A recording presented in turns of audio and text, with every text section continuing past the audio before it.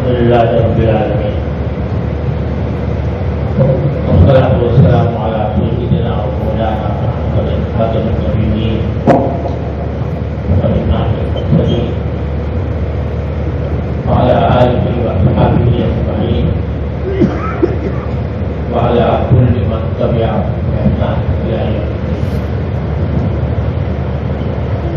أما بعد،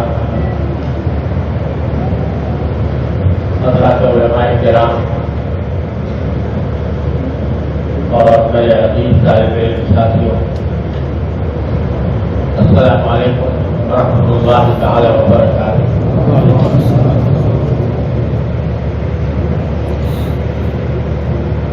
یہ میرے لیے سعادت کا موقع ہے کہ آج اس مبارک جامعہ بیت السلام میں دورہ حدیث کے آغاز کے موقع پر حضرت مولانا عبدالستار صاحب حفظہ اللہ تعالی نے مجھے حاضری کی دعوت دی اور اس مبارک موقع پر شرکت کی سعادت بخشی۔ الحمدللہ اللہ تبارک و تعالیٰ نے ہمارے مولانا عبدالستار صاحب دعوت برکاتہ کو علمی، تعلیمی اور تربیتی محاذ پر بڑے عظیم خدمتوں کے لیے موفق فرمایا۔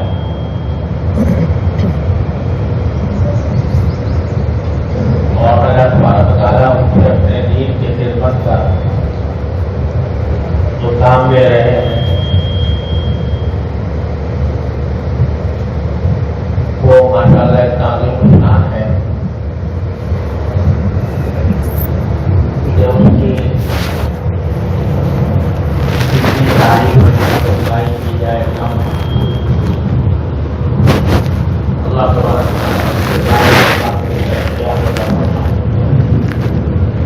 اور کے ساتھ علم اور دین کی مزید خدمات کے لیے موقع فرمائے۔ اس مدرسے میں دورہ حدیث کا اس سال سے آغاز ہو رہا ہے اور ہمارا نے اپنی آفت کی وجہ سے مجھے اس ملکہ میں شریک ہونے کی طرف کا اشارہ بتا فرمایا اور ابھی آپ کے سامنے عظیم طالب علم میں صحیح بخاری کا پہلا باب پوری سند متصل کے ساتھ پڑھا ہے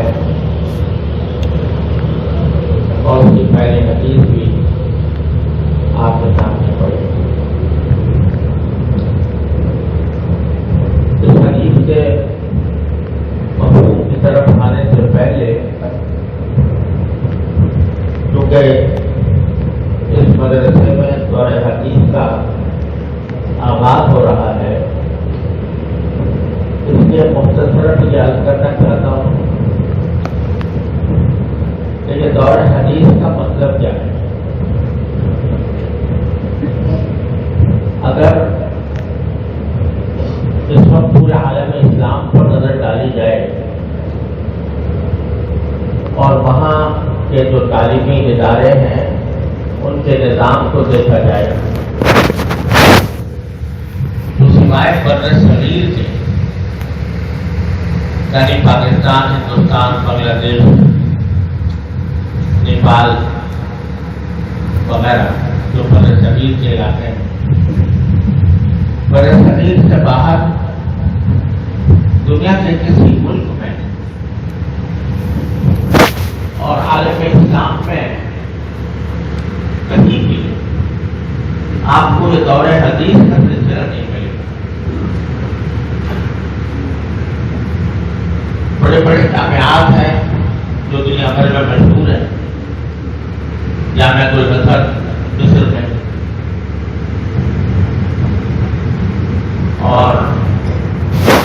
زیتونہ تونس میں جامعۃ القیروان مراکش میں، اور اس کے علاوہ خود مدینہ منورہ میں جامعہ اسلامیہ ہے، ریاض میں جامعۃ امام محمد بن سعود ہے، اور ان میں علمی اور تحقیقی اعتبار سے بہت سی جگہوں پر قابل قدر کام بھی ہو رہا ہے۔ لیکن ان تمام جامعات میں آپ کو کہیں یہ دورہ حدیث کی شکل میں حدیث کی تعلیم و تعلق کا سلسلہ نظر نہیں آئے گا۔ یہ صرف ہمارے اکابر حضرات علماء دیوبند نے جو تعلیمی سلسلہ جاری فرمایا صرف اسی کی خصوصیت ہے یہ دورہ حدیث۔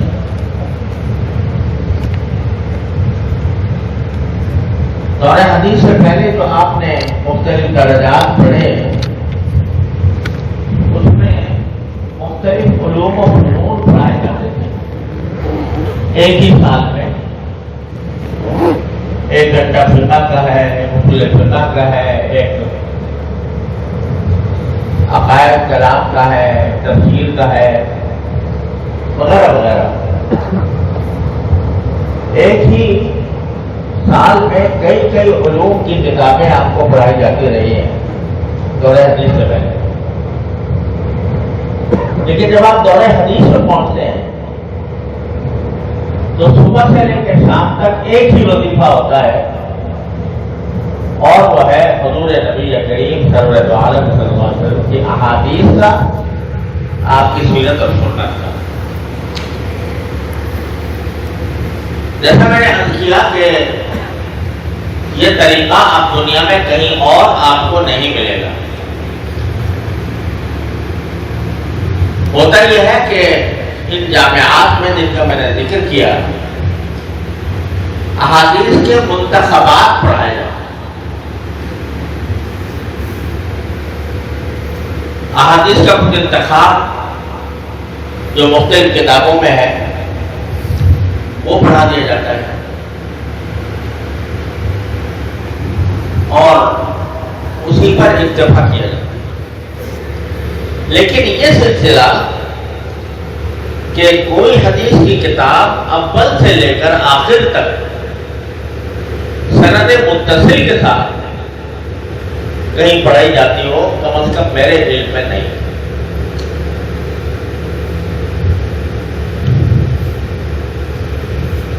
اور اس کی وجہ یہ ہے کہ ہمارے نظام تعلیم پر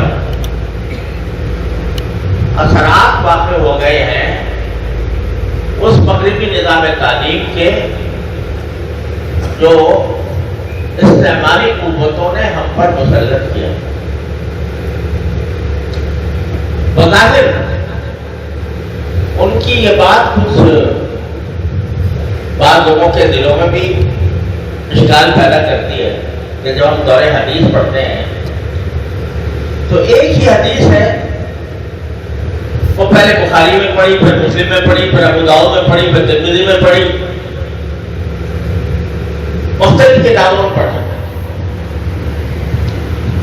مختلف کتابوں کی جو بات الگ رہی، ایک صحیح بخاری ہے، اسی میں ایک حدیث ایک باب کے تحت پڑھی، پھر دوسرے مرتبہ وہی حدیث دوسرے باب کے تحت پڑھی، تیسری مرتبہ تیسرے باب کے تحت پڑھی۔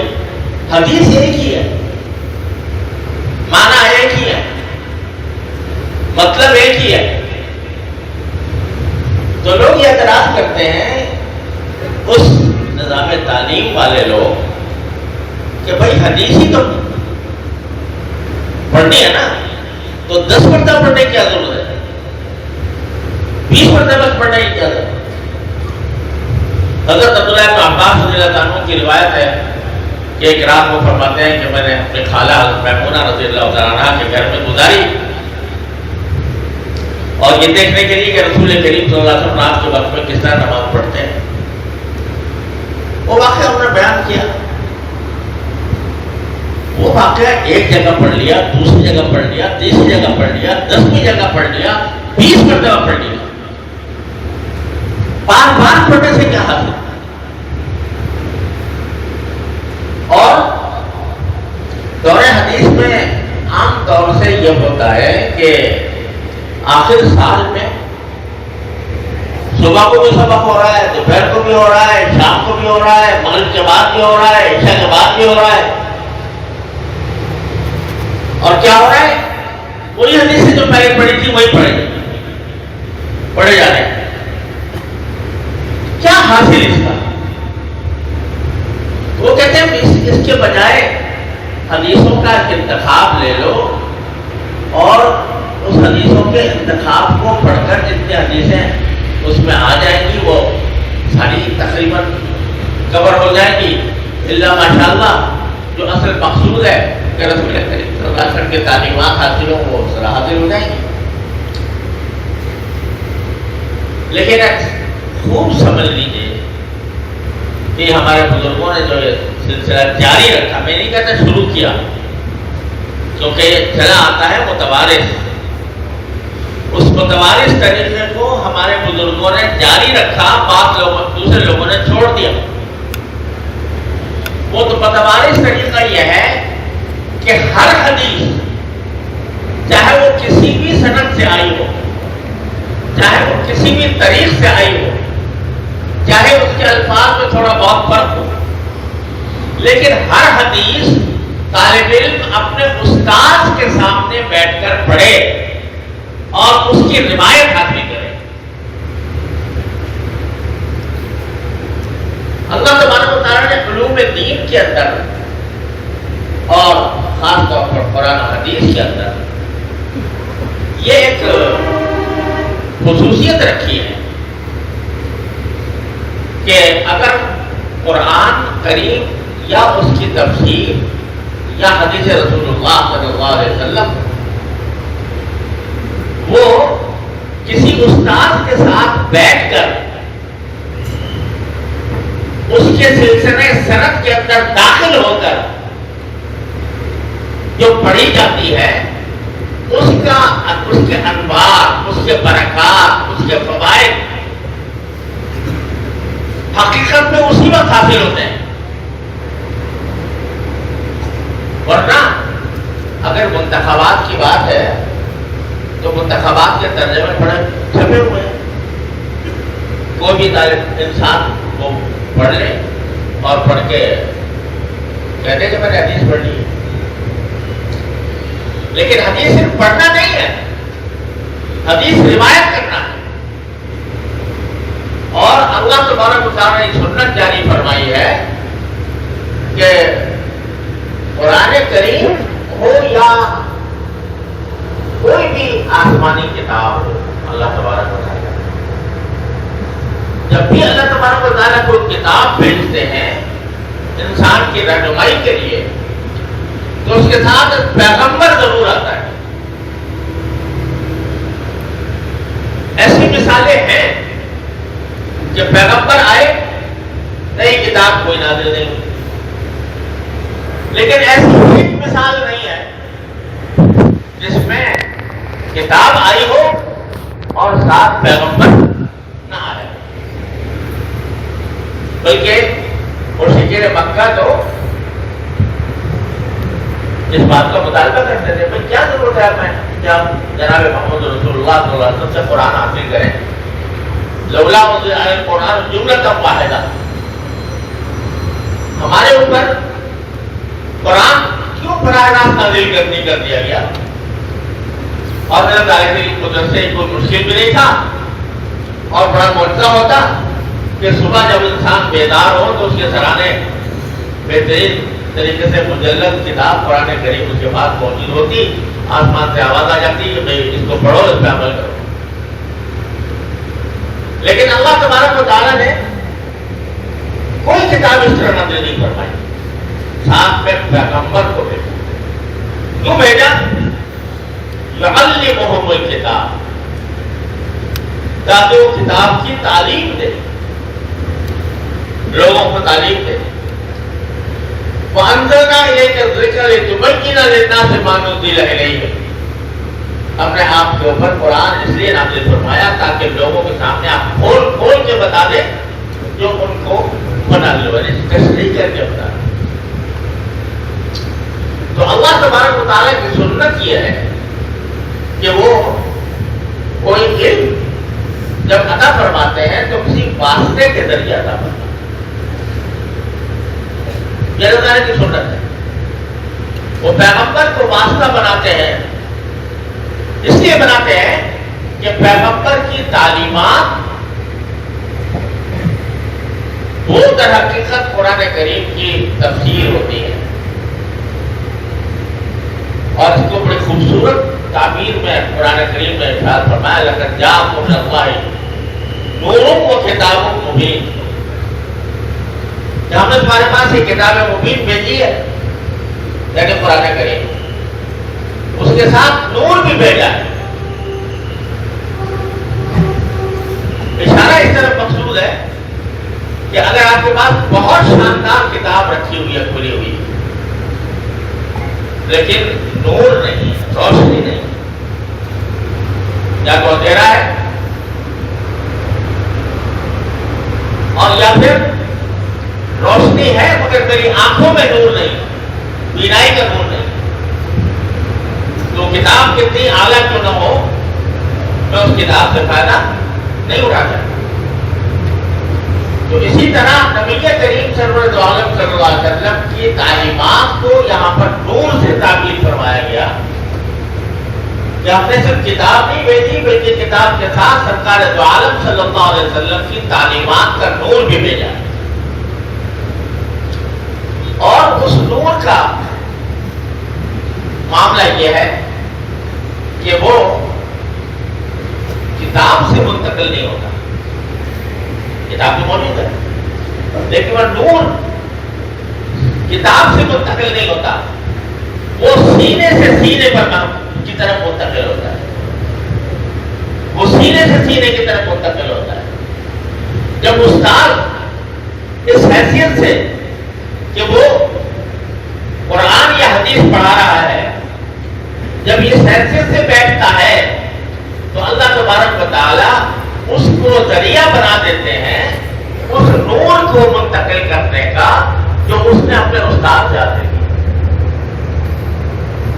تو بغیر استاد سے حاصل کیے ہوئے اگر انسان حاصل کرے گا تو اس کو کتاب تو مل جائے گی لیکن کتاب کے لیے جو نور درکار ہے وہ نہیں حاصل ہوگا۔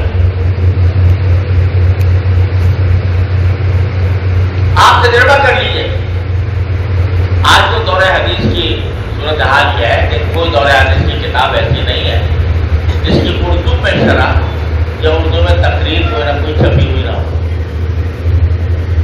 جب چھپی موجود ہے تو آپ گھر میں آرام سے بیٹھ کے لیٹ کے بستر کے اوپر اور تقریر کھولیں اور اس کو پڑھتے جائیں، اول تو خود ہی سمجھ میں آ جائے گی، کہیں کا دکھا کہیں سمجھ میں نہیں آیا کسی سے پوچھ لے تو دورہ تو اس طرح بھی ہو سکتا ہے کیا آپ کے مطالعے سے ساری تقریریں اور ساری شرحیں پڑھ لیں، لیکن اس سے کیا ہوگا؟ اس سے یہ ہوگا کہ کتاب تو آ جائے گی لیکن وہ نور جو ایک سلسلہ الذہب سے منتقل ہوتا ہوا آ رہا ہے وہ داخل نہیں ہوگا۔ ابھی میرے عزیز طالب علم نے سند پڑھی مجھ سے لے کر میرے اساتذہ تھا، میرے اساتذہ امام بخاری تک، میری بات خالی سے لے کر پورے کری تو یہ ایک سلسلہ الذہب ہے، ایک سونے کی زنجیر ہے جو جس کی ابتدا اگر ہم سے ہوتی ہے تو انتہا جا کر رحمت للعالمین صلی اللہ علیہ وسلم اس لڑی میں کسی نہ کسی طرح منسلک ہو جانا اور اس کے اندر پرویا جانا یہ بذات خود ایک عظیم نعمت ہے۔ اور یہ کتاب سے مطالعے سے حاصل نہیں ہوتی، یہ اس وقت حاصل ہوتی ہے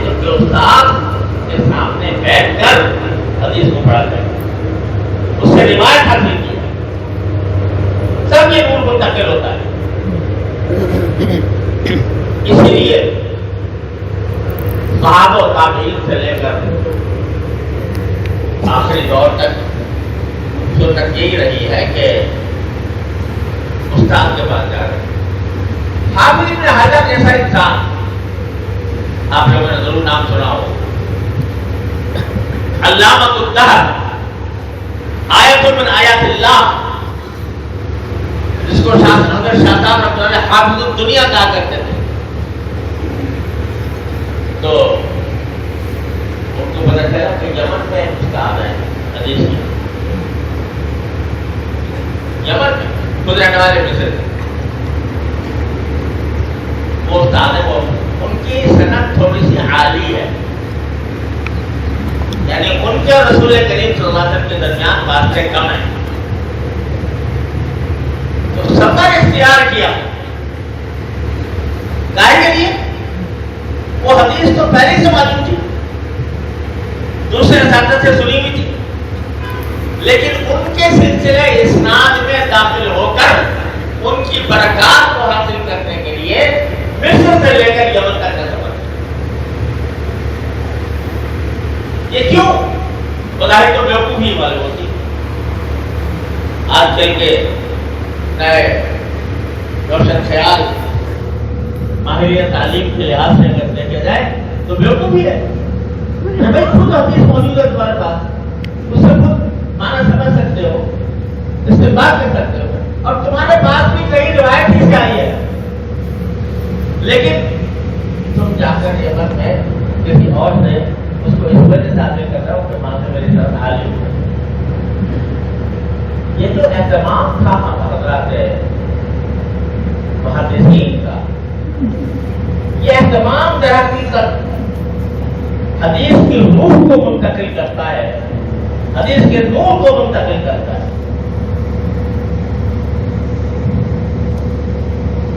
اور ہمارے حضرت والا حضرت عالم صلی اللہ علیہ وسلم ایک بڑی پیاری مثال دیا کرتے ہیں،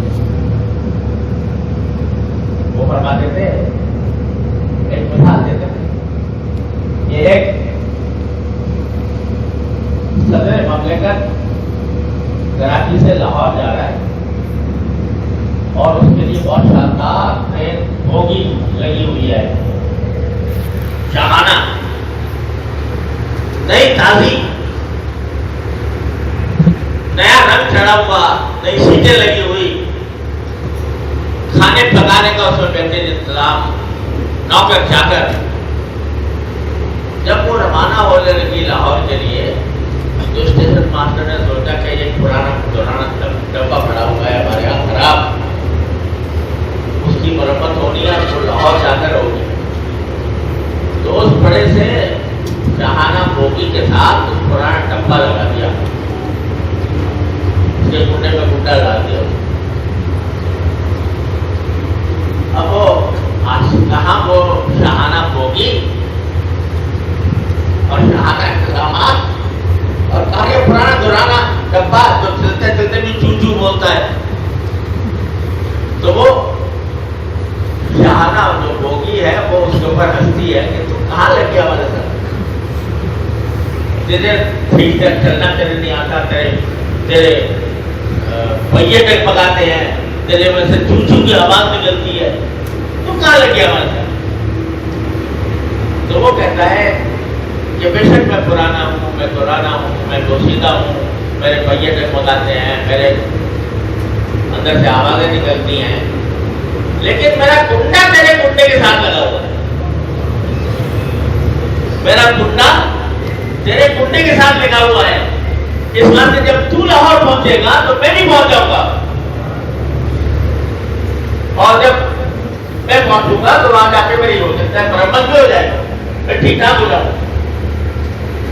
تو ہمارے بارے فرمایا کرتے تھے کہ یہ جو سلسلہ ہے نا، سلسلہ اسناد، اس سے میرا نام لیا انہوں نے، یہ پرانا ڈرانا ڈبہ لگ گیا، اور آگے جتنے بھی نام لیے وہ شاندار بوگیاں ہیں جو اللہ تبارک و تعالیٰ نے محدثین کو عطا فرمائی تھی، تو ہے تو بالکل ارمل بے جوڑ، کہاں میں اور کہاں یہ حضرات جن کا نام نہ پکارا گیا۔ لیکن چونکہ کنڈے سے کنڈا لگا ہوا ہے تو انشاءاللہ اللہ تعالیٰ کی رحمت سے امید ہے کہ جب وہ پہنچیں گے تو کسی طرح ہم بھی پہنچ جائیں گے. تو یہ اسناد کا جو سلسلہ ہے یہ ایک طرف تو بات کو یقینی اور پکا بنانے کے لیے ہے. دنیا کے کسی دین میں کسی مذہب میں اسناد کا سلسلہ نہیں. یہودیوں سے پوچھو تمہاری کتاب جو تم پڑھتے ہو اس کی کوئی سند ہے؟ نہیں. انجیل والوں سے پوچھو تمہارے پاس کوئی سند ہے جس کو تم انجیل کہتے ہو؟ نہیں ہے. بس دعویٰ ہی دعویٰ ہے کہ اس کو انجیل مانو اس کو تورات مانو. اللہ نے اس امت محمدیہ علیہ السلام کو یہ حضور نے بات کی کہ اس کی پوری سند محفوظ ہے. اور صرف سند ہی نہیں, اس سند کے ایک ایک آدمی سے جس کے نام پر ہاتھ رکھ دو اس کا پورا کچا چٹھا تمہیں آسمان اور جال میں مل جائے گا. اس کا ہاتھ رکھو, جس نام پر بھی ہاتھ رکھ دو پتہ چل جائے گا ایک قوم تھا, کہاں پیدا ہوا تھا, کس سے علم حاصل کیا تھا, کیسے اس کے اخلاق تھے, کیسے اس کے عادات تھے, کیسے اس کا حافظہ تھا, ساری تفصیل سے بول. تو میرے بھائیوں عرض یہ کر رہا ہوں کہ یہ دورہ حدیث جو ہے یہ کوئی معمولی چیز نہیں ہے.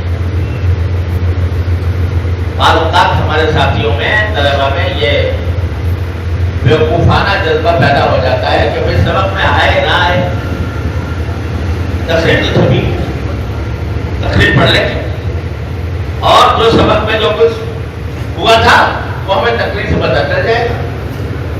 تو اگر حاضر نہ بھی ہوئے تو کیا ہے؟ یہ انتہائی شیطان کا دھوکہ ہے.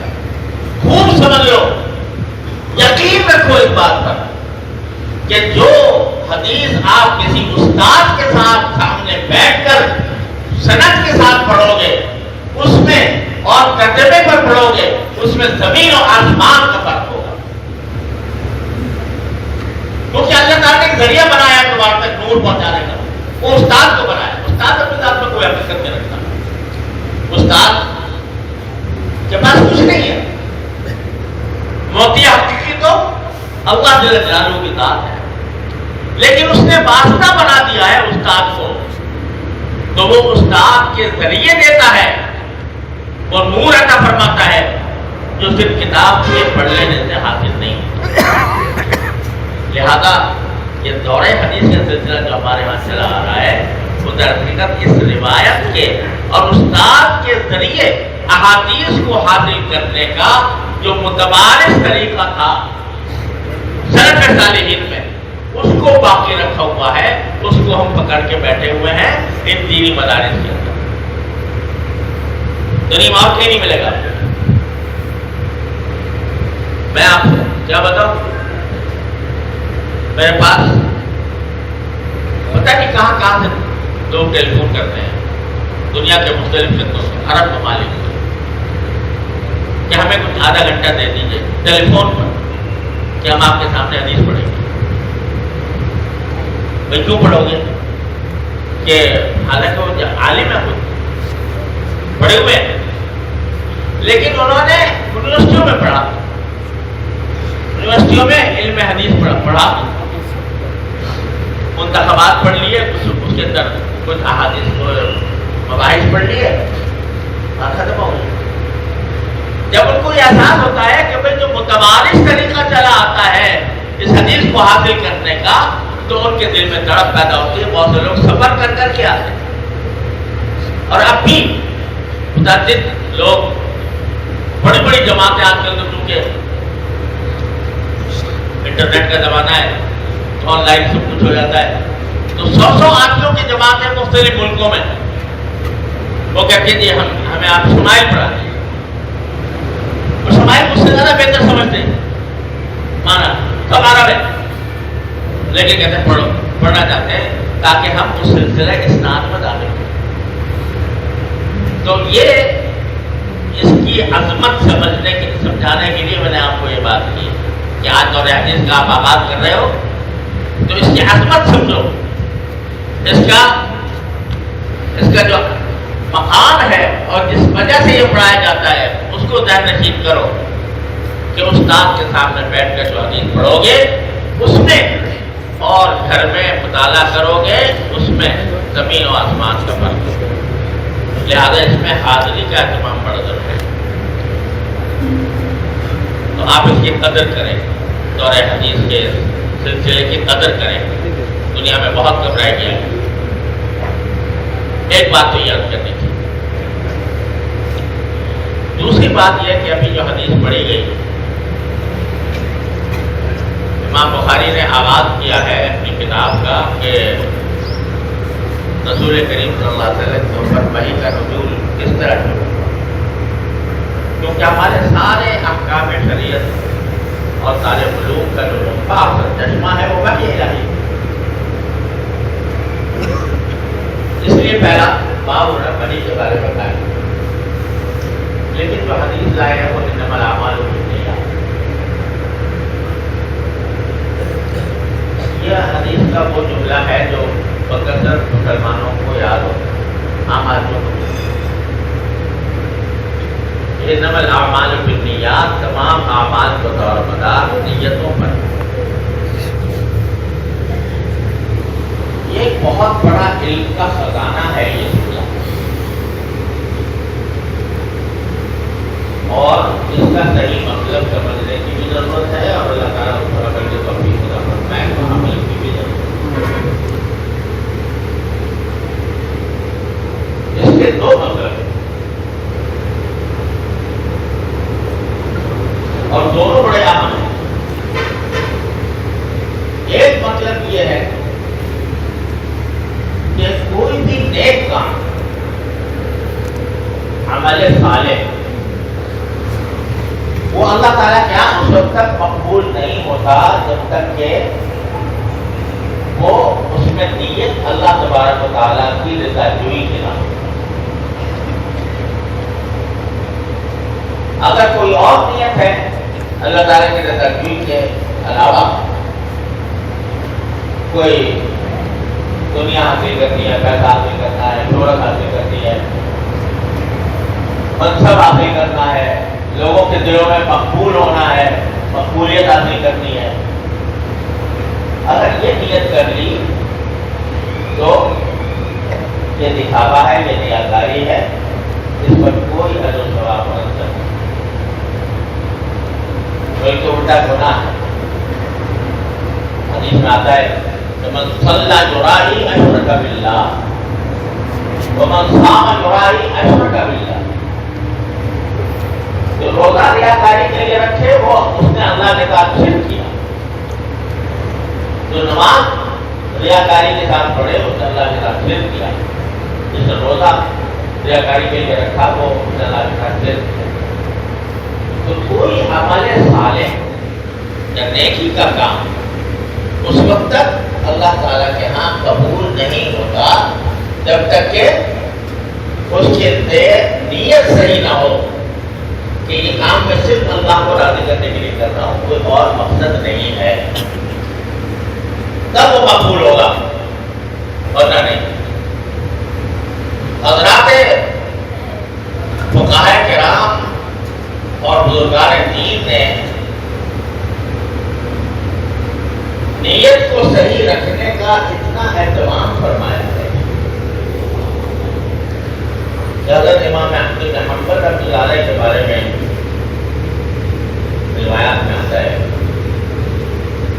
کہ ان کے زمانے میں ایک بڑے بہت مشہور بزرگ تھے، صوفیاء کرام میں تھے، زہاد میں تھے، غالباً حضرت بشر حافی بڑے درجے کے اولیاء اللہ میں تھے، اور وہ انہیں کے شہر میں رہتے تھے، بغداد۔ ان کا انتقال ہو گیا تو ساری دنیا میں شہرت تھی ان کے بزرگی کی، تو دنیا ڈھونڈ پڑی ان کے جنازے پر۔ زبردست مجمع ہو رہا تھا جنازے میں. حضرت امام احمد رحمۃ اللہ علیہ کے شاگرد نے ان سے کہا کہ حضرت بشر حافظ صاحب کا جنازہ ہے, چلیے. تو حضرت کو طرح دے گئے, یعنی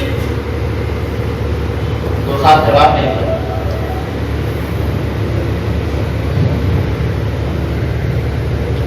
یہاں تک کہ جنازہ ہو گیا, امام احمد سے نکلے. تو بعد میں کسی ساتھی نے پوچھا کہ حضرت اتنا بڑا بزرگ کا جنازہ تھا, آپ اس کو تشریف نہیں لے گئے؟ تو جواب میں فرمایا لم تحضرنی نیہ, مجھے جنازے میں شریک ہونے کے لیے جو صحیح نیت ہونی چاہیے تھی وہ میرے دل میں نہیں آئی, ابھی تک آئی نہیں تھی. یعنی دل سے داعیہ تو پیدا ہو رہی ہے جانے کا, لیکن یہ سوچ رہا تھا کہ اگر نہ گیا تو لوگ کیا کہیں گے, اگر نہ گیا تو لوگ کیا کہیں گے, اتنے بڑے بزرگ کے جنازے میں نہیں گئے. تو اب اگر میں جاتا تو لوگوں کی اعتراض سے بچنے کے لیے جاتا, اللہ کی رضا کے لیے جاتا. لہذا میں جنازے میں نہیں گیا.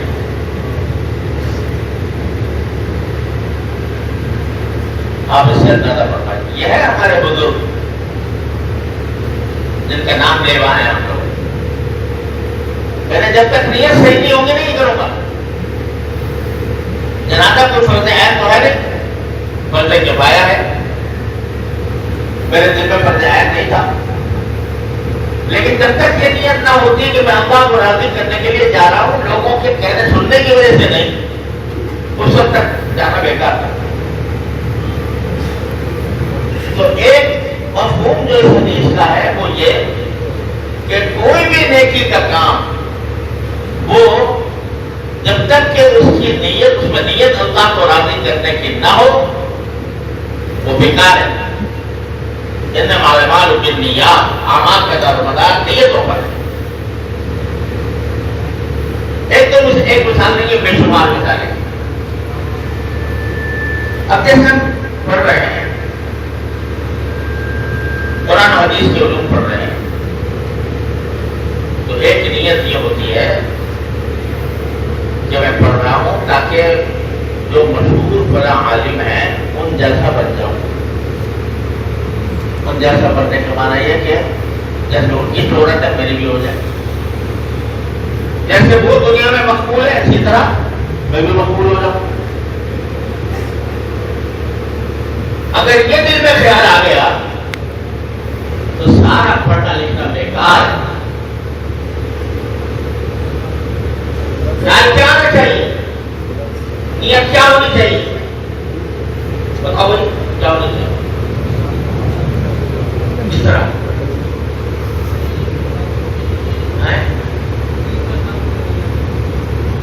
دین کا کام کرو, یہ بھی ایک دھندا ہے. ایک چھوٹے سے تھوڑا سا بات کرو کہ جب پوچھو کہ بھائی کیوں پڑھ رہے ہو تو میرے دین کا کام کرنی ہے, خدمت کرنی ہے, تبلیغ کرنی ہے, دعوت کرنی ہے. ارے بھائی دین کا کام تو بعد میں ہوگا, پہلے اپنا کام تو ہو جائے. پہلی نیت کیا ہونی چاہیے کہ جو کچھ پڑھوں گا اس پر میں خود عمل کروں گا. دین کی خدمت اور دین کا کام یہ تو بعد کا مرحلہ ہے بھائی. پہلا کام تو اپنا ہے. یا الذین آمنوا علیکم انفسکم, پہلا کام یہ ہے کہ اپنی خبر لو کہ میرا کام, میری زندگی سرکار دو عالم صلی اللہ علیہ وسلم کی سیرت و سنت کے مطابق ڈھل جائے. پہلا کام یہ. اگر یہ نہیں ہے تو دین کی خدمت بھی نہیں ہوگی. یاد رکھو, دھوکہ ہوگا, فریب ہوگا. اگر پہلے اپنی اصلاح کی نیت نہیں, پہلے اپنے آپ کو رسول کریم صلی اللہ علیہ وسلم کی سنت کے مطابق ڈھالنے کا ارادہ نہیں, تو اگر چاہے تمہاری کتنی مقبولیت ہو جائے، کتنی شہرت ہو جائے، کتنے دین کے کام تم سے سرگرم ہو جائے، برکت تم میں نہیں ہو، نور میں نہیں ہو. لہذا پہلی نیت کیا؟ بولو، خود عمل کرنا. سرکار دو عالم صلی اللہ علیہ وسلم کی سنت کی نیت پر عمل کرنا. پھر جب اللہ تعالیٰ توفیق عطا فرمائے تو پھر اس کو دوسروں تک پہنچانا. اور دین کے مختلف شعبے ہیں، مختلف شعبوں میں خدمات انجام دینا. یہ بات کی بات. شہرت، مقبولیت، لوگوں کی تعریف، اگر یہ مقصود ہو گیا تو سارا پڑھنا لکھنا بیکار ہو. لہذا امام بخاری جو ہے نا وہ سب سے پہلے یہ حدیث لائے ہیں یہ متنبہ کرنے کے لیے، مجھے بھی آپ کو بھی، کہ کتاب پڑھنے تو جا رہے ہو لیکن پہلے اپنی نیت کو کرو. ایک معنی نیت کے یہ کہ کوئی عمل صالح بغیر اخلاص نیت کے اللہ کے یہاں مقبول نہیں. دوسرے اس کے اور ایک معنی اور ہے، وہ یہ ہے کہ اعمال چاہے وہ عبادت نہ ہو، حقیقت میں اپنے ذات میں عبادت نہ ہو، مباحات ہے، جیسے کھانا پینا سونا، تجارت کرنا، ملازمت کرنا، کھیتی باڑی کرنا، یہ سب کیا ہے؟ یہ کیا ہے؟ مباحات ہے. لیکن اگر ان کو اچھی نیت کے ساتھ انجام دیا جائے تو اللہ تعالیٰ ان مباحات کو بھی عبادت بنا دے، اس پر اجر و ثواب مرتب ہوگا.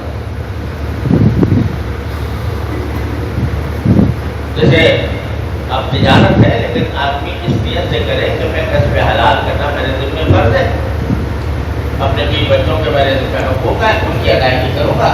نبی کریم صلی اللہ علیہ وسلم نے تجارت فرمائی، آپ کی سنت کی اتباع کروں گا. تو تجارت جو اصل میں مباح تھی وہ کیا ہو گئی؟ وہ عبادت ہو، ثواب. تو دوسرے معنی اس کی اور بزرگوں نے یہ بھی فرمایا کہ سیدھا تو یاد کا آیا ہے جمع کا سیما ہے نا. ایک تو اصولی منطقی بات ہے کہ مقابلے کی جمع بالجمع کیا کا فائدہ دیتا ہے؟ کیا بات ہے کہ نہیں؟ مقابلے کی جمع بالجمع وہ انقسام اور افراد کا فائدہ ہے.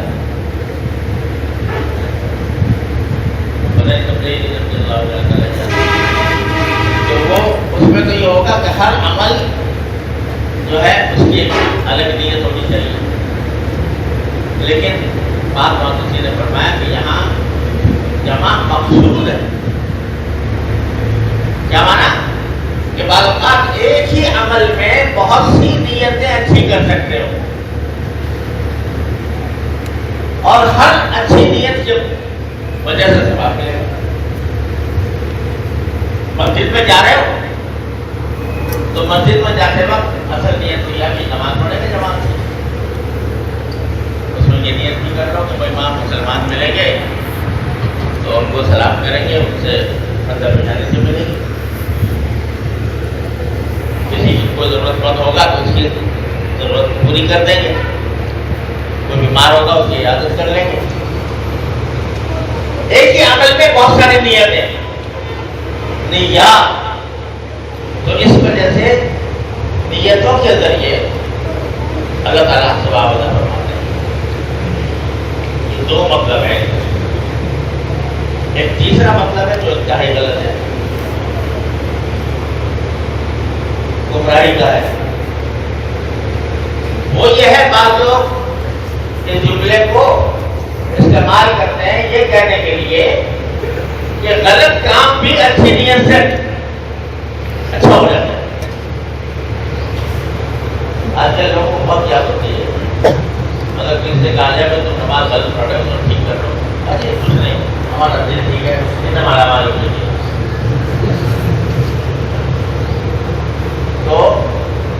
طریقے سے کام کر رہے ہو جو شریعت کے خلاف ہے اور کہتے ہو کہ نیت ہماری صحیح ہے. کوئی آدمی چوری کرے اس نیت سے کہ مجھے پیسے حاصل ہونے صدقہ کرو. نیت کیسی ہے؟ نیت بتاؤ کیسی ہے بھائی؟ اچھی ہے نا صدقہ کرنے کی, غریبوں کی مدد کرنے کی, لیکن عمل غلط ہے. تو ناجائز کام, غلط کام اچھی نیت سے اچھا نہیں ہوتا.